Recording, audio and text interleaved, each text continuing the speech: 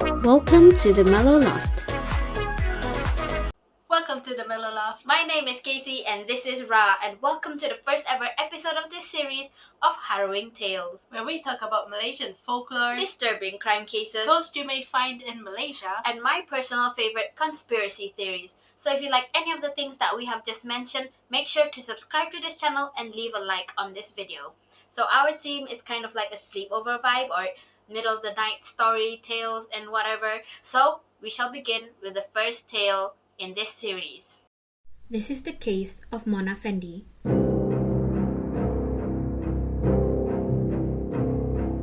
Mona Fendi was one of Malaysia's most heavily media-covered crime cases that even caught the attention of international bodies.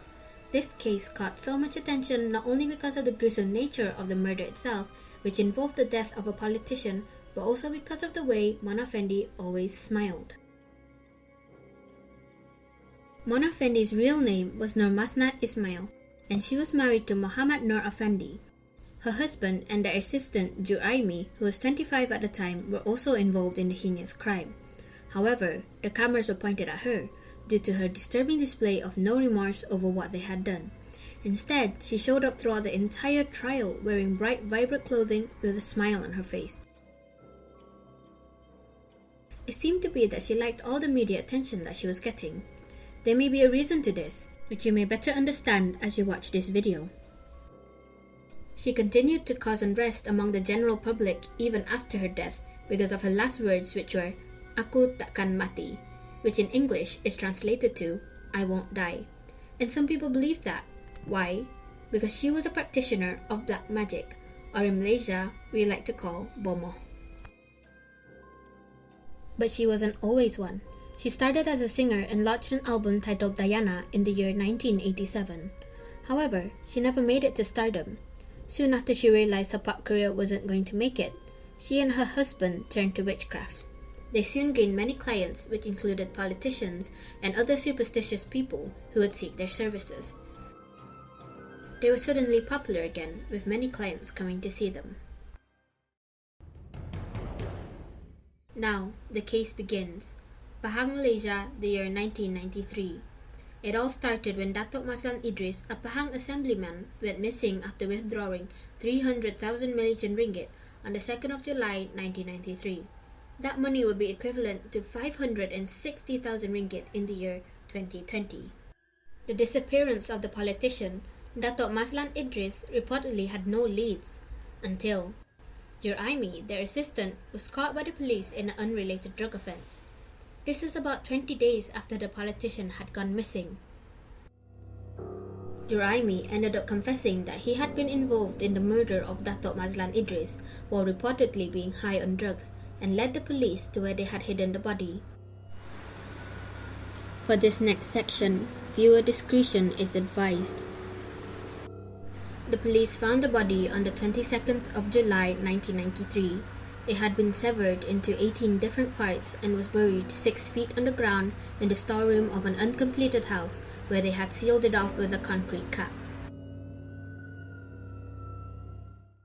The search operation was led by Datuk Zaman Khan, who was the director of the then Federal Criminal Investigation Department. The murder had occurred on the 18th of July 1993 at around 10 p.m. to 12 a.m. Datuk Maslan Idris had approached the couple, seeking help in boosting his career as a politician using black magic. The pair had agreed to help with an exchange of 2.5 million ringgit. That would be equivalent to 4,640,000 Malaysian ringgit today. Datuk Maslan Idris had paid them 500,000 ringgit upfront and gave them 10 land titles as a guarantee for the remaining 2 million. They then convinced him to take part in a black magic cleansing ritual where they promised him that he would become invincible with the help of a talisman and a magical and powerful cane that had reportedly once belonged to the late President Sukarno of Indonesia. It was here that he was asked to lie down and wait for money to fall from the sky. Juraimi landed the fatal blow, and with his chilling words in court, he said that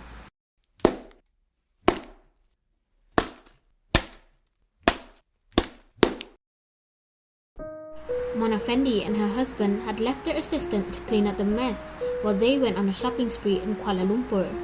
Mona Fendi had reportedly gotten herself a facelift, and they even bought themselves a Mercedes-Benz. On July 22, 1993, Mona Fendi, aged 37, her husband Effendi, 36, and their assistant Juraimi, 25, were arrested. And so began the trials that had caught nationwide and international attention due to the nature of the case itself, involvement of politicians, and the disturbing behavior of Mona Fendi, who would pose and smile in front of the cameras. She had gained more attention during the whole ordeal compared to her times as a pop singer. On the 9th of February 1995, 2 years after their arrest, the trio was charged with the murder of Datuk Maslan Idris at the Temerloh High Court. They were charged under Section 302 of the Malaysian Penal Code with a mandatory death sentence. They were to be hanged until dead. In June of 1998, the trio filed for appeals to the federal court. However, they were rejected and the death sentence was upheld.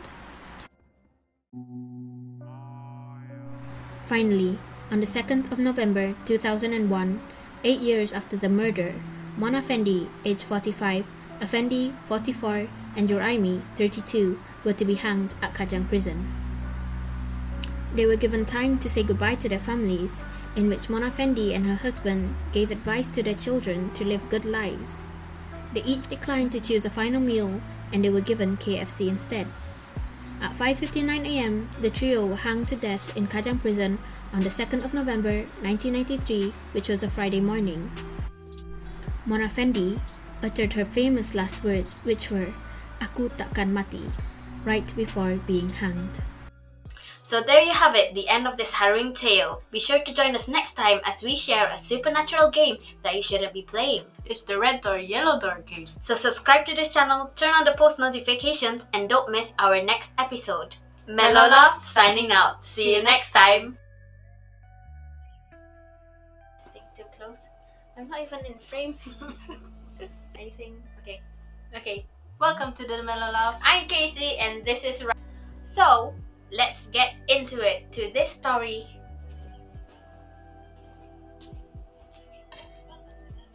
I'm Casey and this is Ra, and welcome to the first ever episode of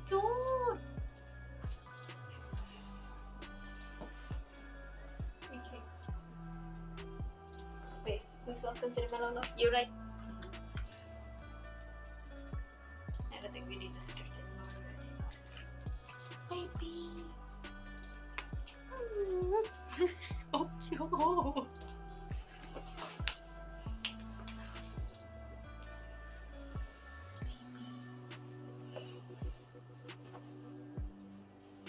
Mellowloft signing out. See you next time.